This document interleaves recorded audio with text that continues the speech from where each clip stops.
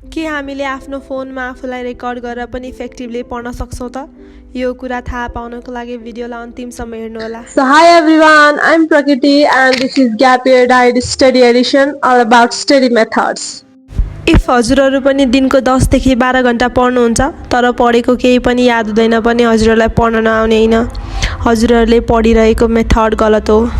Book खोल्यो पढ्यो यो त इम्पोर्टेन्ट हो नि भन्दै बुक भरि अन्डरलाइन गर्यो तर एक्जाममा आउँदा यो त मैले पढेको थिएँ नि है भन्ने बाहेक दिमागमा अरु केही पनि हुँदैन। If you are also suffering from this problem, then don't worry. Try this method, reading and Finman method. First स्टेपमा त आफूलाई पढ्नको लागि चाहिने सबै इसेन्शियलको सामानहरू जस्तै बुक, कपी, पेन, हाइलाइटरहरू आफ्नो टेबलको माथि राख्ने। सेकेन्ड स्टेपमा आफ्नो कोर्स बुक स्क्यान गरेर कुनै आफूलाई सजिलो लाग्ने टपिक लिने अनि त्यसको लेक्चर लिने।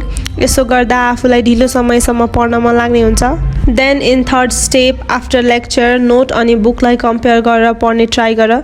यस्तो गर्दा पढाउँदा छुटेको कुराहरू पनि कभर हुन्छ अनि आफूलाई रिपिट पनि हुन्छ।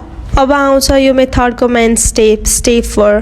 अब तिमीले अहिलेसम्म पढेको कति बुझेको छौ यो चेक गर्नको लागि आफ्नो फोनको क्यामेरा खोल, स्टार्ट रेकर्ड यु अनि यस्तो सोच I am the topper and the person you see in the camera is average than you.